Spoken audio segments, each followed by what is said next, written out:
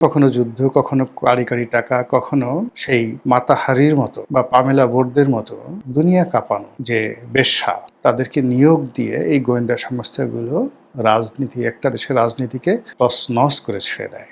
ভারতীয় গোয়েন্দা সংস্থা রয়ের যিনি প্রধান, সাম্প্রতিককালে তিনি বাংলাদেশ সফর করেছেন। সরকারের পক্ষ থেকে যেভাবে বলা হয়েছে তাতে যতটুকু জানা গিয়েছে সেটি হলো যে এটি একটি রুটিন ওয়ার্ক।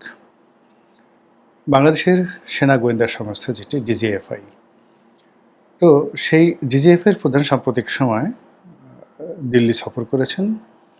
আর তারই প্রেক্ষিতে রয়ের যে প্রধান, তিনি তার রুটিন ওয়ার্ক স্বরূপ বাংলাদেশ ভ্রমণ করেছেন বলে সরকারের একজন মুখপাত্র বলেছেন যে এটা নিয়ে এত তাড়াহুড়ো করার, এটা নিয়ে এত হইহুল্লোড় করার কী কারণ আছে, এটা তো একটা নর্মাল রুটিন ওয়ার্ক।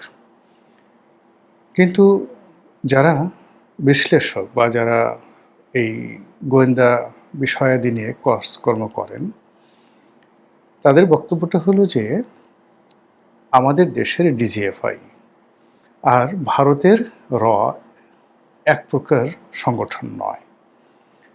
ভারত রাষ্ট্রের যে স্বার্থ, সেই স্বার্থটি বিদেশের মাটিতে দেখাশোনা করে র, এবং ভারতের সেই স্বার্থ রক্ষার জন্য বিদেশের মাটিতে যে কোনো মিলিটারি অপারেশন করা, এমনকি খুন খারাপি করা, এই ধরনের কর্মকাণ্ড করার অধিকার, আইনগত বৈধতা রয়ের আছে।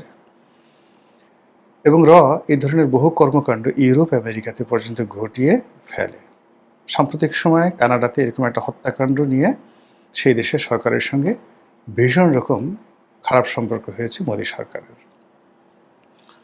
অন্যদিকে আমাদের যে ডিজিএফআই যেটিকে আমরা বলি, সেটি সেনা গোয়েন্দা সংস্থা, কাগজে কলমে সেনাবাহিনীর দেশের অভ্যন্তরীণ নিরাপত্তা যে বিষয়াদি রয়েছে, এগুলো নিয়ে তারা যে গোয়েন্দা প্রতিবেদন, সেই গোয়েন্দা প্রতিবেদন প্রধানমন্ত্রী অথবা যিনি সরকার প্রধান বা রাষ্ট্রপ্রধান থাকেন তার কাছে তারা একটা তাদের প্রতিবেদন নিয়মিত দেন। এখন ডিজিএফআই যে কর্মকাণ্ড, এটা রয়ের সাথে, মোসাদের সাথে বা সিআইএর সাথে কিংবা MI6 এদের সাথে তুলনা করা যাবে না। যেমন ব্রিটেনে দুটো সংগঠন, MI5 এবং MI6। MI5 হলো আমাদের বাংলাদেশের NSI-এর মতো, আর MI6 সেটি হলো CIA-এর মতো, KGB-র মতো, অথবা ধরুন ভারতের রয়ের মতো অথবা মোসাদের মতো, যারা নিজেদের দেশের জনগণ, তারপর যে কোনো একটা বিষয়ে তারা কখনো কোনো গোয়েন্দা কর্মকাণ্ড চালায় না।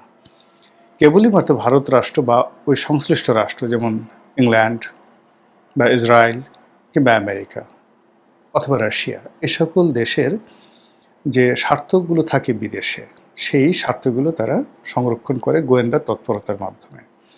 এই জন্য কখনো যুদ্ধ, কখনো কাঁড়ি, কাঁড়ি টাকা, কখনো সেই মাতাহারির মতো বা পামেলা বোর্ডদের মতো দুনিয়া কাঁপানো যে বেশ্যা, তাদেরকে নিয়োগ দিয়ে এই গোয়েন্দা সংস্থাগুলো একটা দেশের রাজনীতিকে তছনছ করে ছেড়ে দেয়। তো সেই দিক থেকে র বাংলাদেশে দীর্ঘদিন ধরে সচল।